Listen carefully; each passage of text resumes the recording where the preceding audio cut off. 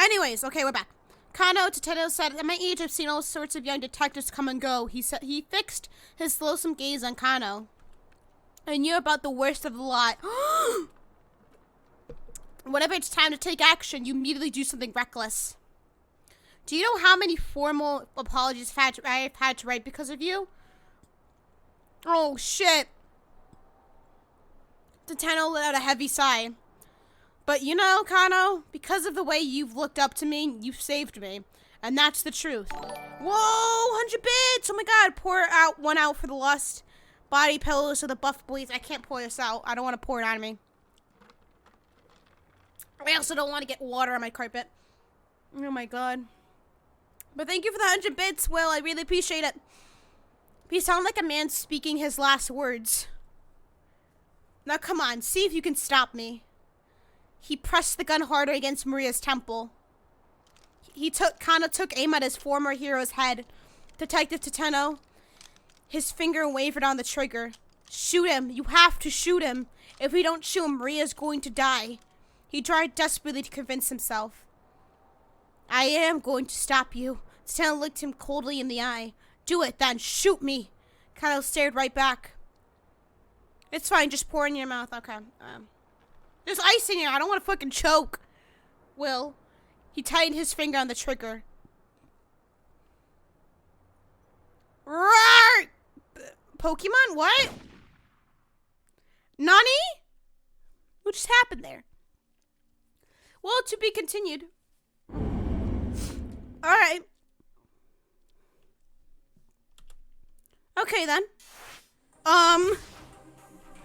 Yeah, me. Nani? Nani? Okay, then she's like, oh, I finished it. What's wrong with it? Well, everything. Have you even tried rewriting it over again, you stupid bitch? That's what I learned from good old friendo Toriyama. You know, he's dead, I guess. Rip. You're never gonna get any better if you don't try rewriting stuff. God damn. And then he smiles. It's like, oh, don't worry, Toriyama told me.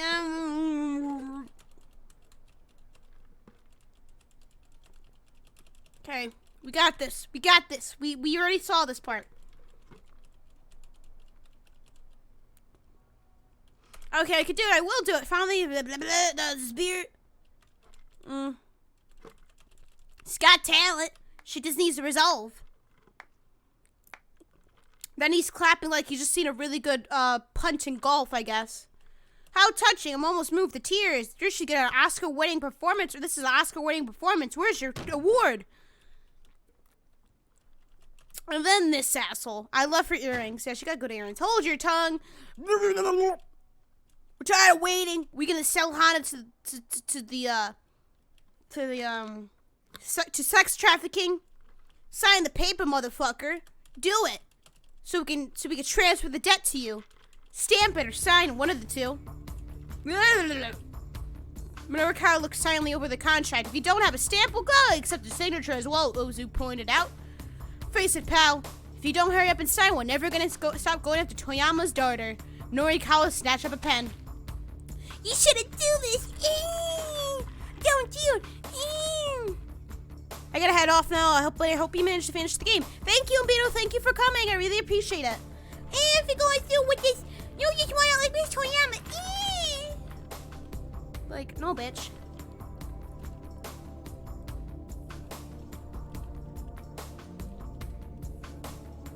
But why would you take such a risk, Shiaki sobbed when Norikawa lowered his voice. Because I owe him so much.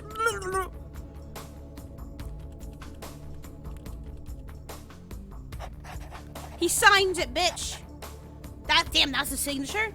Minorikawa readied his pen and signed the document. All right, Sagawa cheered. Now we're talking. A satisfied grin came to Ozu's face as he reached for the contract. But before he could pick it up, Chiaki snatched it from the desk. I'm not letting you do this. This motherfucking bitch just ate the contract.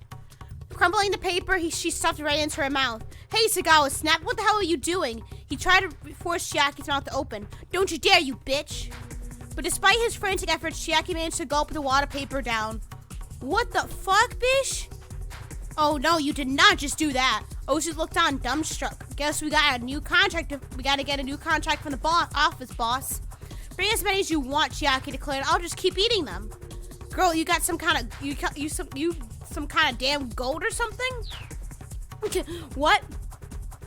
Sagawa shoved Chiaki up against his desk. Ow, cut it out! Cut out, that hurts! As she struggled to resist, Chiaki lurched towards the desk, planting one of her hands on top of the TV remote. One of her fingers happened to land on the volume up button. Toyama's alive, bitches! The sound of the television set soon hit max volume. We have just learned the identity of the victim killed in the explosion. Shibuya resident and pharmaceutical executive?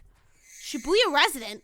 Minorikawa tilted his head in confusion. Toyama didn't live in Shibuya. He's fucking alive. Once again, the victim of the explosion was Shibuya resident pharmaceutical company executive Moru Tanaka. I fucking knew it. This would come out handy. The cause of the explosion remains unknown. The police are still in process of following up several potential leads. The site of the incident remains an alarming scene, with relief workers continuing to tend to the wounded. Fucking, the bitch lied to us, man. Yeah, Toyama's alive. Like, I was like, is he alive? His daughter's still faking? I'm fucking so confused. But he's still alive and well. The 4 people in the editing office spoke in near in unison. Huh? Who's Tanaka? Look at all of them. They're like, Nani? Did we just get played by like a 10-year-old? Oh, fuck. Oh my god, Maria's the last one left. Boys! Boy! We almost done. Oh my fucking god, y'all. Holy shit.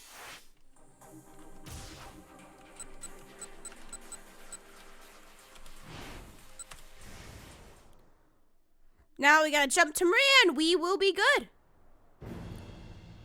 Ooh, we're almost at the end, folks. Oh my god, I can't believe it. Is that really Maria? Hell yeah, it is.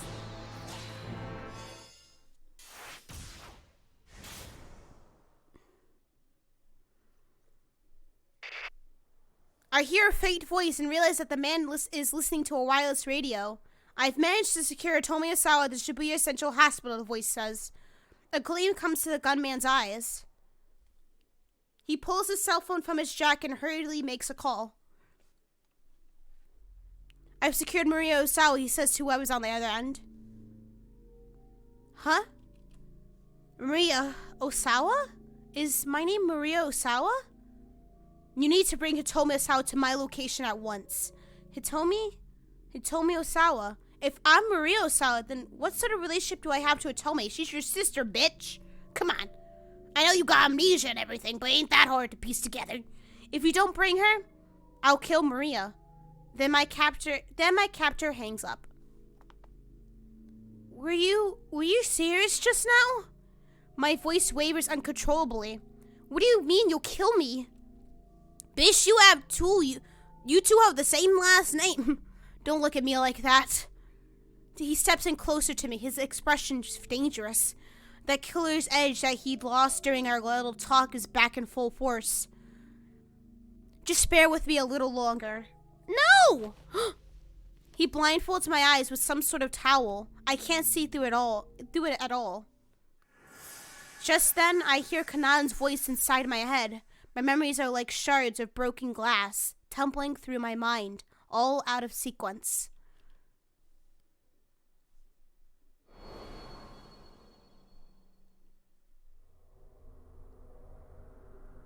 How are you able to do that when the string is so tangled up?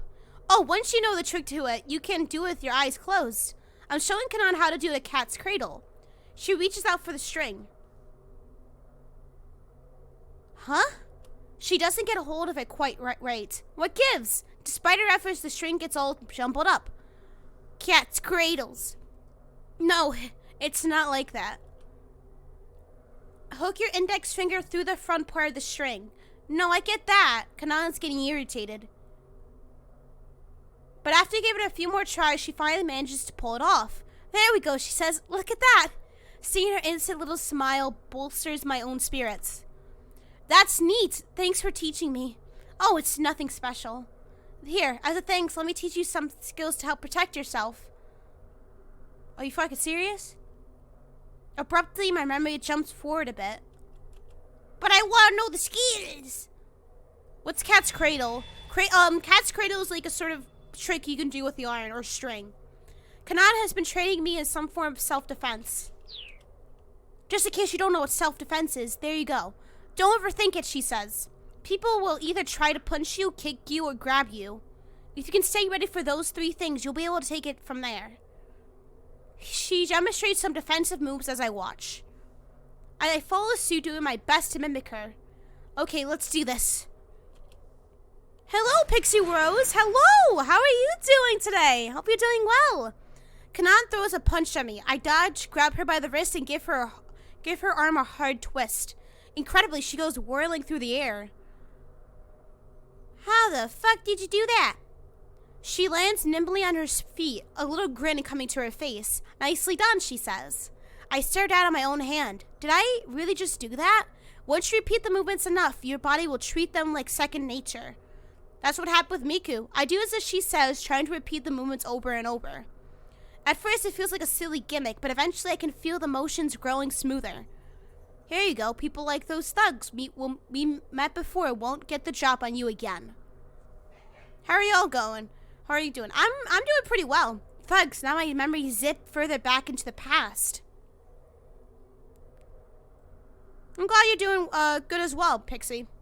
I was wandering the streets trying to get back to my hotel, but I'd gotten lost. By the time I realized I'd wandered into some dodgy back streets, I was already surrounded by people giving me the threatening looks. They must have been thugs looking for tourists to rob. If they had caught me, I'm not sure I would have made it out alive. But they hadn't. Canaan had seen to that. Thank you so much for what you did for me. I didn't want there to be seen here, Canaan says bluntly as she surveys the aftermath of the thugs' attack. That's all. I happened to be right underneath her apartment window when I was nearly abducted. Bit by bit, my memories of Canaan are starting to resurface. Just a little more. Just a little more and I'll have myself back. I'm sure of it. Detective Tateno, where are you? Oh shit, here we go. A man's voice suddenly snaps me back into the moment. It's Kano, I've come as you asked. The gunman grabs me by the arm and yanks me to my feet.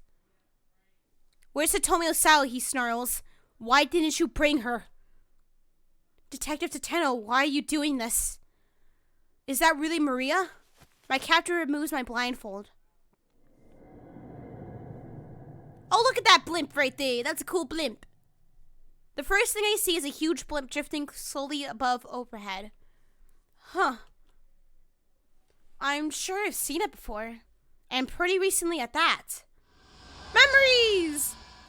I'm going to be a table ranking at DBD. I'll keep a tab on for you. Thank you, Casey. I appreciate it. Good luck with DBD. There's a flash of revelation inside of my head, like a dam bursting. My memories come flooding back to me. Oh shit. The party! Kidnap, taser, van, necklace! That's a tracker, blimp! Wake up in storage room. Last night, I was at a party, a sort of mixer with the exchange students. Someone was planning to use this party as an opportunity to abduct my sister, Hitomi. And so I told Hitomi that the party started 1 hour later than it really did. I had a plan. To let myself get abducted in Hitomi's place. Of course, the idea wasn't just to let myself get kidnapped. The necklace I wore was outfitted with a tiny GPS. Wherever I happened to be taken, Canaan would be able to track my location. What we hadn't counted on, though, was my necklace getting torn off when I was attacked. Oh my god, fucking turn on the necklace now, though, bitch! I managed to grab hold of it, but I hit my head when I was being shoved into the car, and it slipped from my grasp. I'm not sure how far we drove after that. In my fuzzy memories, I recall gazing blearily out of the car window. Kamimiki, always coming to the rescue. That was when I saw the blimp, right after we parked. Yes, it went fine. There was a man talking to someone on his cell phone. Alright, I'll shut her up inside the storeroom. I'll be waiting in the room upstairs. The man dragged me out of the car and shoved me into some dark storeroom. Damn! Then I guess for good measure, he hit me on the head again. I'm surprised I didn't die. That's right. There's more of it coming back to me now. Oh, desert time. Hello. Major oof, guys. You spent your life living in a country in peace in Japan. You couldn't possibly understand me. Ooh, edgy. Well, that's actually the truth, too. Canaan again, so it's not like she and I became fast friends right away or anything. The two of us were too different in a lot of ways. Where do you draw the line? What would you protect with your life? What does justice mean to you? A forlorn look came to her face whenever Canaan asked me a new question. I never had a good answer for any of them.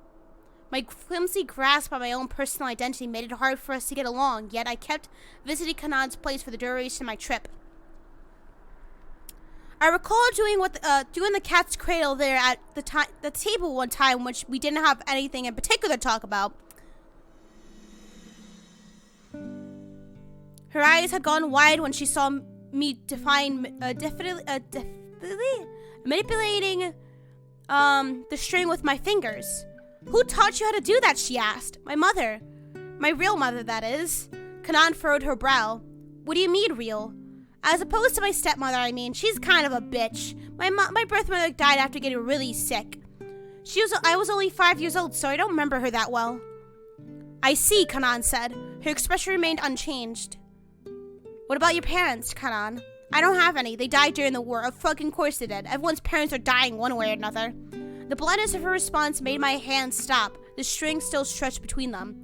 Sensing that we were treading on some serious ground, I hurried to change the subject. Do you have any friends?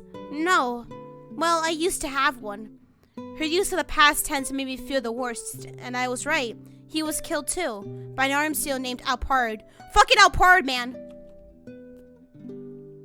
Her tone was dry, matter of fact. Taking revenge for his death is my sole purpose in life. Despite the gravity of her words, her face was an unreadable mask. She seemed almost incapable of human emotion. So, what sort of person is this Alpard? A destructionist who masquerades as a terrorist. Destructionist? That sure wasn't a term that came up a lot back in Japan. Night Bell! Thank you for coming! Alpard doesn't believe in God and holds no political ideology. The chaos and destruction is just to earn money in order to carry out more terrorist acts. So you're saying that Alpard commits terrorism because it's fun? Canaan nodded.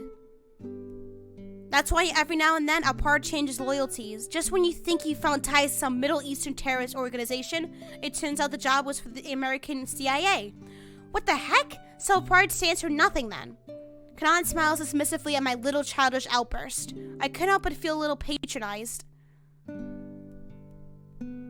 I twiddled my finger, turning my cat's cradle into a bridge. Canaan's eyes fixed right back on the string.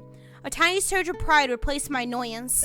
She went quiet, watching closely as I worked my fingers. The tension in the room faded as the silence between us lengthened. My stepmother is the sort of person who couldn't do this sort of thing, I said at last. For some reason, I had a sudden urge to talk about my personal life. I guess she cares more about herself than looking after her children. Yeah, because she's a bitch. She's not a bad person, though. No, she is. She gives me bits of weird advice, like telling me to find someone to date or that a woman's life is defined by a man. What an idiot. But it's not like I hate her or anything. What a fucking idiot broad, though. Would you mind teaching me? Canaan asked softly. What? How to find a guy to date? No. She shook her head, then pointed to the cat's cradle strung between my fingers. Oh, you mean this?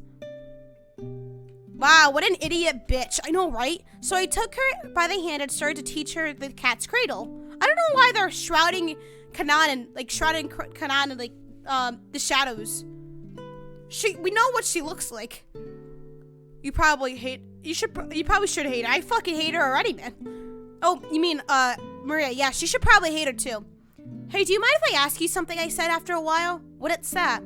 That friend you mentioned earlier. What was he like? Canaan's fingers went still. It's better if you don't ask.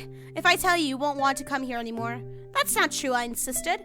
Even though I'm a terrorist, she replied curtly. I swallowed a sudden lump in my throat, unable to find words. We fight for righteousness, but you people call us terrorists. And with just sounds the state of being virtuous, free of sin, observant of the proper rules of moral conduct. Not the same as being in the right, though many people equate the two. Whoa! Thank you, Kilo Queen, for the 7 bits. I really appreciate it. Thank you so much, guys, for all the love and support you've all showed today. I really appreciate it. Because there's 2 Canons. The joke, I don't know shit for real. Am I wrong? She cast a quick look at my face. But I mean, you protected me. My voice wavered as I replied. All I did was take down some thugs. I just didn't want them around. What can I say to that? I just stammered. Nah, I'm just messing with you. Huh? Canaan flashed me another slight condescending grin. I was just joking. Don't worry about it. But I didn't get the sense that everything she said was a joke. Even if calling herself was a terror was an exaggeration, the world Canaan lived in was unquestionably a dangerous one. I could tell that from the cold look in her eyes, a look you'd never expect from an ordinary teenage girl. Just what sort of hardships had she endured to acquire that deadly stare? Having lived all my life in peaceful Japan, I could scarcely imagine. Canaan tried and failed several times to get the cat's cradle right, but she didn't give up. Hell yeah, gay time, yeah! She worked fastidiously by herself, fingers continuing to shift awkwardly about. Okay, here we go. She hooked a string around her fingers and spread her palms. But the string shape just collapsed into a jumbled mess. Confound it. Okay, one more time. You can make this into a game with 2 people, you know. I plucked the string from Kanaan's hands. Aw, you pass the string back and forth. Why don't we try that? It's more fun than doing it by yourself. I ship Maria and Canaan. They're cute together. I know it. They're so amazing. I wrapped the string around my fingertips. What do you say? Want to give it a go? Canaan looked dubious. The intricately intertwined strings were like the world in a way. What had started as a single throw was now something that couldn't be undone just by pulling on it. Oh, just like this game and it's all its different routes and, branches? I held my hands out, twirling the string around my fingers. Canaan took the pattern from me and spread her palms apart. Aww, so cute. She made a perfect bridge between her hands. The shy grin that came to her face made her finally look like a normal girl. I followed suit with a childish little laugh of my own. Aww, that's so cute. You'll turn on the GPS? Hello? As if in a blaze of sunshine, the fly that's been hanging over my mind finishes receding. I remember everything. My name is Maria Osawa. My sister is Hitomi Osawa. And Canaan, she's a dear friend who I met in a faraway off land. She helped me once and now it's my turn to help her. I close my eyes as I reflect upon these precious memories, all the dearer for having been lost. Now when I try to picture Canaan, I can do it so clearly. Just as I thought before, my memories are what make me who I am, and I would never choose to forget them. Fucking turn the GPS on? Hello? Maria finally got her memories back, yay! I feel almost as if time had stopped for me while my history was gone, and now it's started moving again. I'm finally back to being me. FMV, turn the fucking GPS on, you stupid bitch! Come on, Maria, I love you, but turn it on. Hello? And I have to go. Are you gonna jump off the building? I have to go back there. One more time.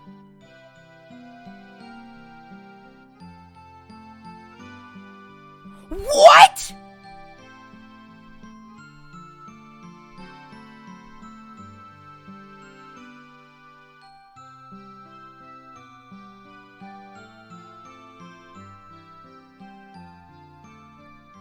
End of Maria's story? What? Now it's 4 characters!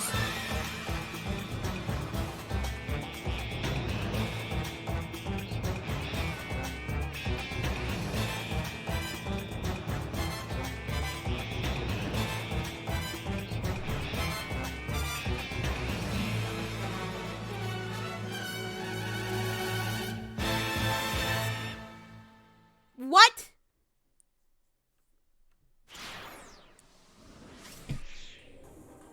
I think the fuck not, you trick ass bitch. Oh my god! She's gone! No!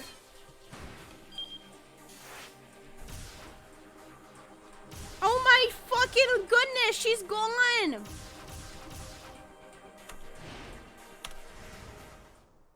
Shit out here crazy. Oh my god, okay. Archie told Stanley and Hitomi what his father had done. As she listened, Hitomi hung her head. Her face was shallow. Swallow, what did it say? Sallow? Sallow, what? I'm so sorry, Archie told her. I'm not really sure what to say. He clenched his fist so hard his knuckles popped, struggling to keep his emotions in check. So if I were rendered brain dead, you could help your sister, Hitomi murmured. Don't fucking get any ideas. Stop, Archie said quickly. We need to know what happened. I want to know what happens with Archie. We need to beat the shit out of his fucking father. Everyone's like, do Kano. But let me do Archie. Let me do Archie. Let me do Archie. Let me do Archie, alright? Archie. Stop, Archie said. Please don't say things like that. A sad look came to Hitomi's face and she pressed her right hand to her heart. I mean, to find out like this? That's not how knuckles work. Archie can wait, Christy. Kano's story was interesting, but I like the others too. Jesus, Christy, how long has the stream been going for? Uptime people, I think almost 6.5 hours. We're almost done. Archie, she turned to Archie, tears glistening in her eyes. Yep, there you go. Oof. I want to help your sister, but we have other things to worry about right now? Yeah, wow. This time it was Stanley who cut her off. Jesus. Yeah, man. Jesus indeed. Yeah, 6 hours and 17 minutes so far. But I ain't done yet, bitch. Isn't that what Canaan told you? Oh, remember, Alfred is after you, Hitomi. Isn't that what Canaan told you? Yes, she said I was the mastermind's target. Hitomi wiped her tears away with her fingertips. So Alfred and Archie's father are after the same thing, Stanley said. Is that just a coincidence? It didn't sound like he thought so. Hold up, Archie growled, leaning in from the back seat. Yeah, my dad's out of line, but what did was for Suzune. He wouldn't work with terrorists. I'm not saying he's deliberately aiding terrorists, Stanley replied coolly. It's just common sense that a pro wouldn't get an amateur involved with their plans.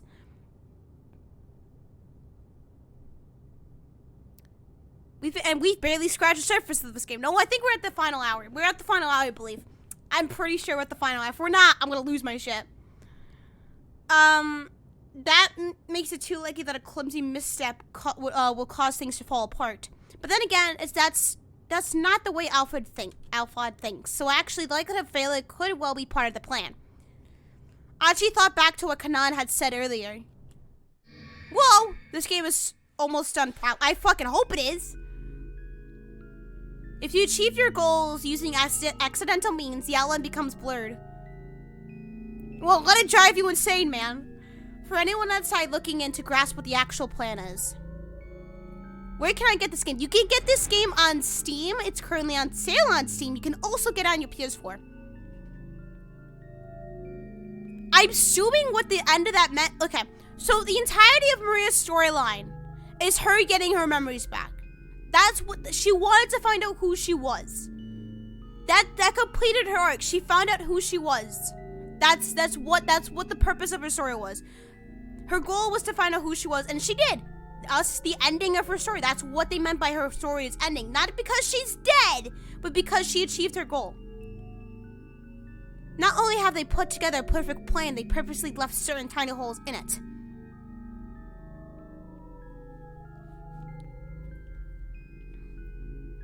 So if we assume the plan has failed, this slip-up might be exactly what Alpard wants, Stanley muttered. Sort of an intentional hole then, Archie said. Freaked me out, alright? No, I get it. Stanley snorted. Canaan told you guys that too, huh?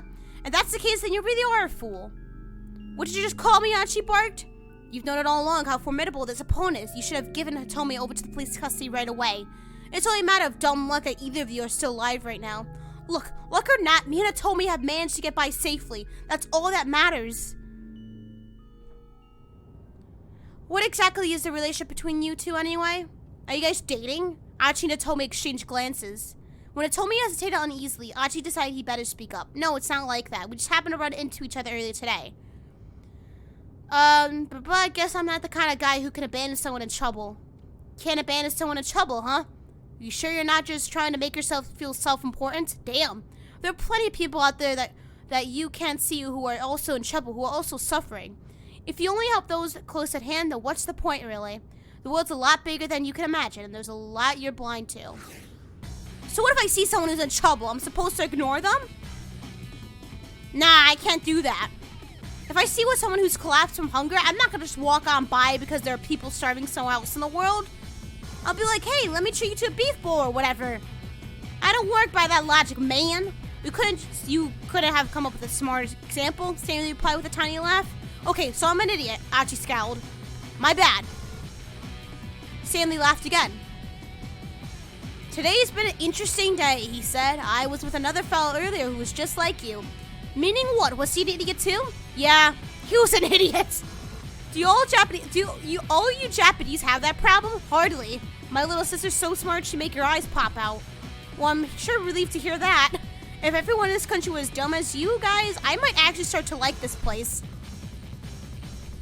Huh? What does that even mean? So talk so I can understand, man, I shot back. But Stanley didn't respond. Instead, he stuck out his head out the car window like a dog, peering at the road ahead.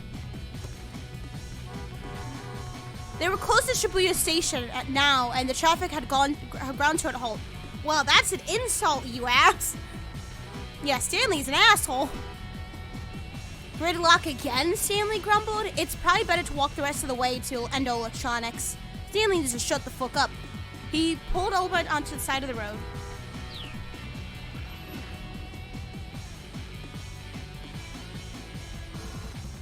Archie got out of the car, feeling his guts knot up with worry.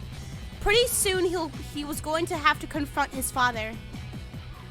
Stanley gave Archie a look. Are you scared about meeting your father? I'm not scared. First things first, I'm gonna punch him right in the face. Then we can have ourselves a little chat. Don't let your emotions get out of control. Your father might be one of the key players in this case. I don't give a damn about that. Archie took Hitomi by the hand and started walking. He's like, are you sure you two aren't dating? They've gone up and down Dogenzogo so many times today already, but this is probably the last time he and Hitomi would make their way up the hill together.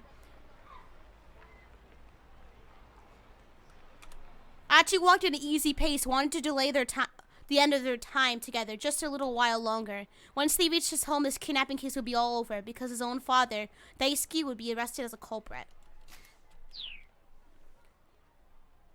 Bringing Daisuke down would be easy. Archie wasn't worried about that part at all. If he didn't hold back, there was a good chance he'd wind up hurting his father. Holding back. Getting hurt. Hello? Oh. Thinking back to his mom. Oh. Never mind. A memory from long ago rose in Archie's mind. A pure white karate-gi. Thrusting out with his left fist. Daisuke collapsing to the floor. One of the many memories of his father that Archie could not forget. Okay. I don't get it. Alright. Oh, okay. Kneeling before the memorial altar of his mother, Kotone, Archie wept uncontrollably. He clutched his ohijiki tightly in his hands. Marble, a toy is made of smart, coin-shaped glass beads, somewhat similar to marbles. Archie had always been rather clingy with his mother. When she was alive, she had often joined him for okajiki, origami, and the like. On this particular day, Archie had come home miserable after getting bullied by the neighborhood kids for acting like a wimp. Archie. Oh, he's got ice cream! He turned to see his father holding 2 cups of shaved ice. Come here for a bit. Aww. They sat on the stairs together, eating their sweet frozen confections. You want to get tougher? Daisuke's words were soft and simple. How about you and me get tougher together? Archie looked up at his father, frowning in confusion. How are we gonna do that? Well, for starters, how about we learn some karate? Karate? Archie's face twisted up unhappily at the idea. He couldn't even imagine himself punching or kicking anyone. It'll be alright, his dad said. I'll go with you. Don't you worry. Daisuke flexed one of his scrawny arms. His bicep bulged up the tiniest bit. Well, that was kind of pathetic. Archie was well aware that his father wasn't much of an athlete. There had been an athletics meet at his grade school. Even now, the memory of Daisuke tripping clumsily during the parent participation relay was burned into Achi's mind. Yeah, that was kind of embarrassing, Dad. I don't think we should train. I mean, if you're gonna be there. And so the two began training together at a local karate dojo. Achi put on his white gi and fastened his obi tightly? I don't know. And he did so. He felt as if his feelings were being anchored at a place as well. Achi, ni, san. Achi's gi sleeves made a whooshing sound as he thrust out his fist in time with Sensei's chant. Even simple kata practice made him feel like he was getting stronger somehow. His dad, having left Suzune in the care of their neighbors, was working up a sweat alongside him, but he was out of shape and his technique was shaky. He was soon exhausted and went to lean up against the dojo wall. Achi stepped out of the training circle and called out to his father. Dad, are you okay?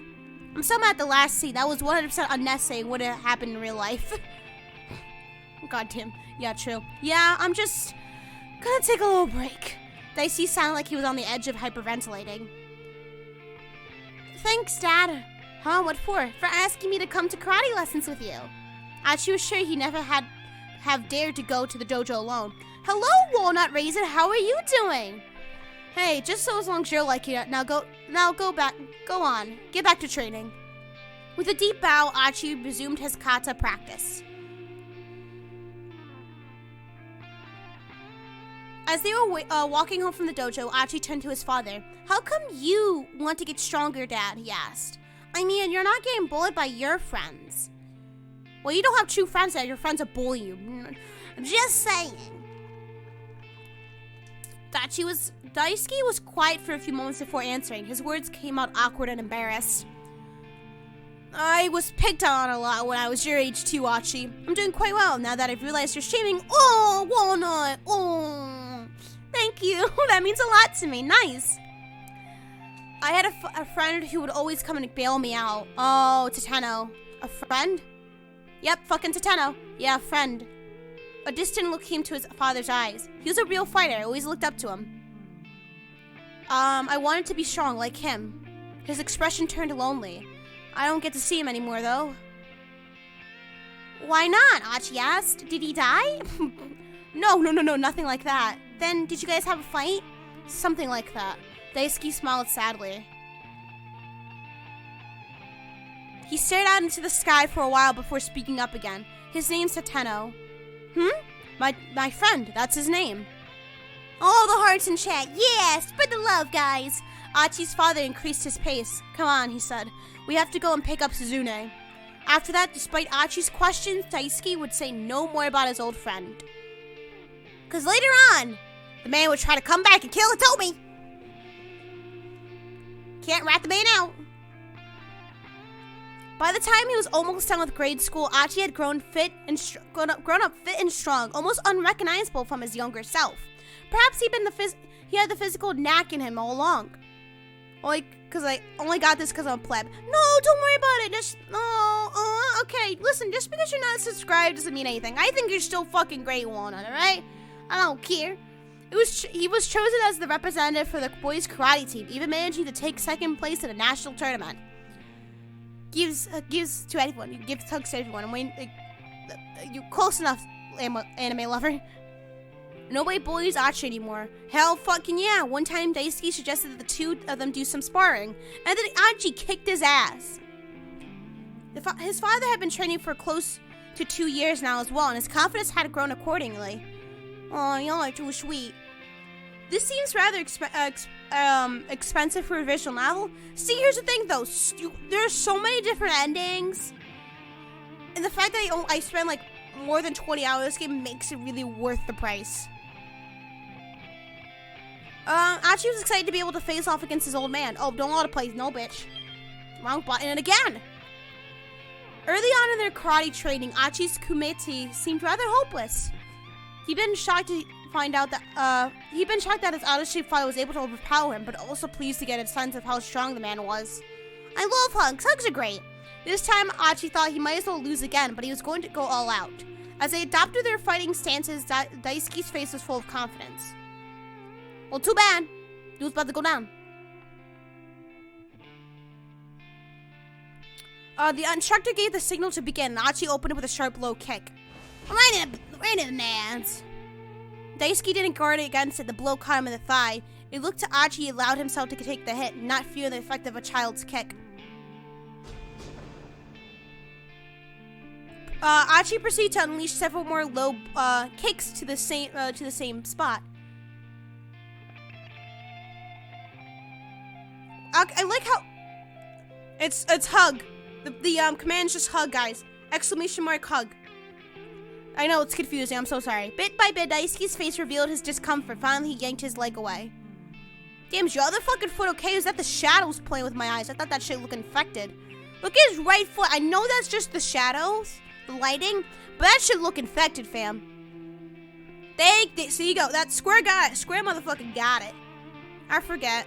It's okay. Don't worry about it, man. Don't worry about it, Burrito.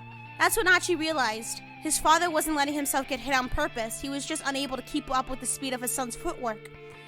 If that was the case, Archie felt bad about exploiting his dad's weakness. He decided to leave his leg alone. Instead, he aimed at his father's midsection. Oh, no. He was shocked by the impact as the blow struck home. He hadn't attacked with a great deal of force. He just threw a light midsection punch as a check. But as Archie pulled his fist back, Daisuke crumbled to the ground, writhing in pain as he clutched his gut. Well, fuck! Archie stared in disbelief at his own hand. That was the last day that Daisuke went to the dojo. Aww. He's dead. Your dad's pathetic. Yeah, he's such a loser. Archie was on his way home from a practice and some older students from the dojo had started ripping on him. What did you just say? These kids were middle schoolers, but Archie wasn't about to back down. He thrust out a quick punch, stopping it just short of one boy's nose. Go on, say that again. I'll kick your ass. The older boys went pale, then took off and ran. But this small victory did nothing to bolster Archie's spirits. His father looked so small and lonely, heading away from after quitting karate. But Archie didn't think there was anything pathetic about that. Sure, maybe by now he was better at karate than his father.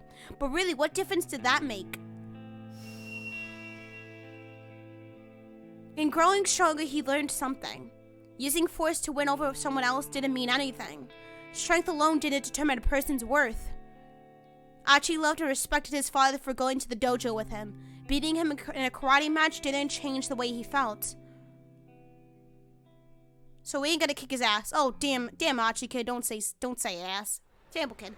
Archie resurfaced from his memories to hear Stanley talking on his phone. I see, so that's what's going on.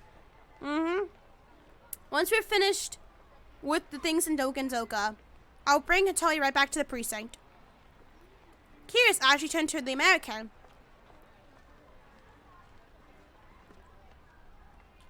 What was that just about now?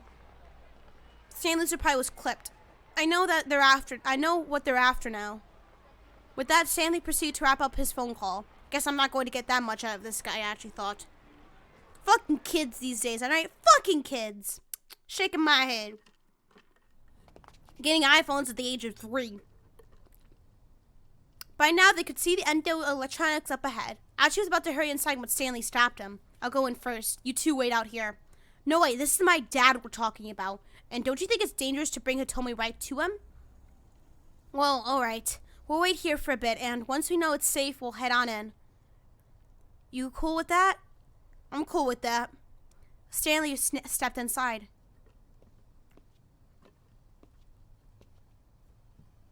Archie fussed about impatiently, staring at the entryway. The palm of his clenched fist was sweating. Never before in his life had he wanted to just deck his old man. Hitomi watched him uneasily. Hitomi. Yes? I'm sorry. I really don't want you to have to see this, but I think you're about to witness the crowning shame in the Endo family history.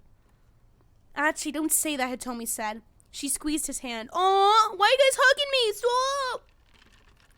Love! Oh.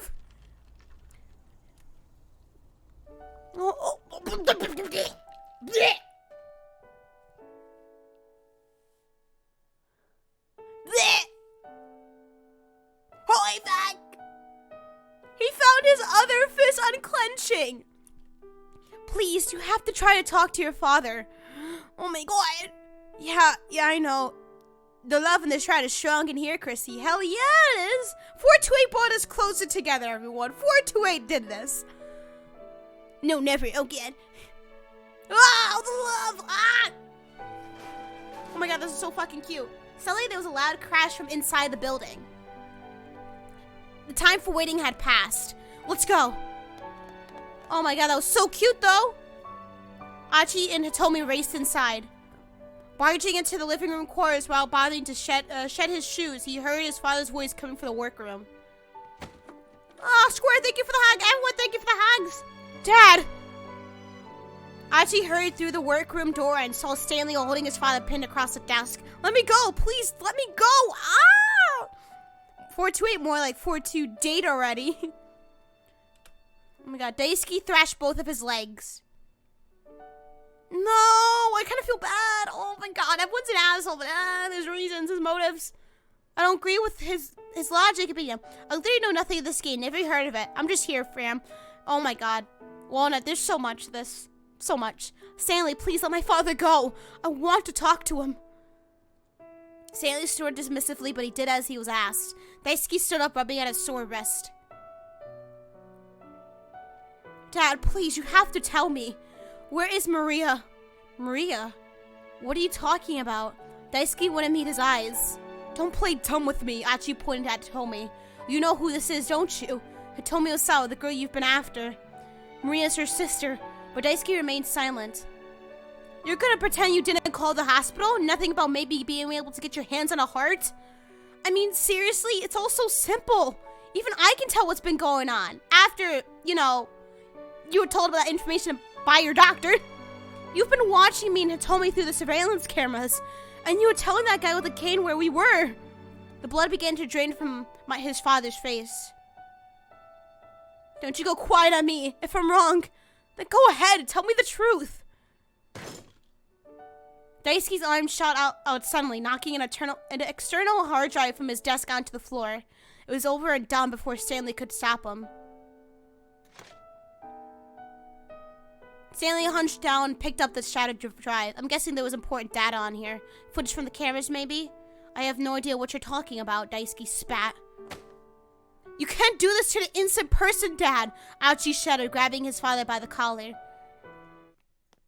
There was a sound of footsteps from out in the shop. Someone was quickly getting closer. Stanley grabbed Hitomi by the hand and pulled her against the wall. Yo, it's Susumi! Susumu, bitch! Achi stiffened as he turned his gaze to the door. Susumu, bitch? I bet it is. Kano? I don't fucking know. Fuck you. Goddamn, okay. I see you. I see you, bitch. I see ya.